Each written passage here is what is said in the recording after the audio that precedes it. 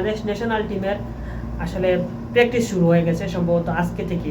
অনেক footballer বৃন্দরা Bangladesh national টিমের November উইন্ডোতে যেই ইন্ডিয়ার এগেনস্টের যেই ম্যাচ রয়েছে সেটির জন্য অনেক ফুটবলাররা ক্যাম্পে জয়েন করেছে, তার পাশাপাশি প্র্যাকটিস চলছে। আসলে আমার কাছে মনে হয় নিয়ম রক্ষার ম্যাচ বলতে পারেন, কেননা এশিয়ান কাপ কোয়ালিফায়ারের যে ম্যাচগুলি আছে সেই ম্যাচ কোয়ালিফায়ারের যে সুযোগ আছে, অপরচুনিটি আছে, সেই সুযোগ থেকে আসলে বাংলাদেশ ফুটবল টিম বিচ্ছিন্ন হয়েছে, বা এখন আর দুটি ম্যাচ রয়েছে, সেই দুটি ম্যাচ জিতলেই কিন্তু আর যাওয়া সম্ভব হচ্ছে না। সেজন্য বলতে হয় নিয়ম রক্ষার ম্যাচ। আর এই নিয়ম রক্ষার ম্যাচে যদি বাংলাদেশ ভালো করতে পারে, আমার কাছে মনে হয় বাংলাদেশ ভালো করাটা ইম্পর্টেন্ট। আমাদের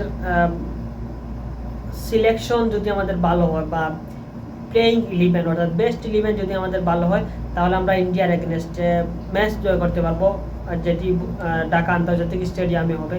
আসলে আমার কাছে মনে হয় এটি ম্যাচ জয়লাভ করা খুবই ইম্পর্টেন্ট। তার পাশাপাশি নেপালের সঙ্গে একটি সম্ভবত ফ্রেন্ডলি ম্যাচ হবে।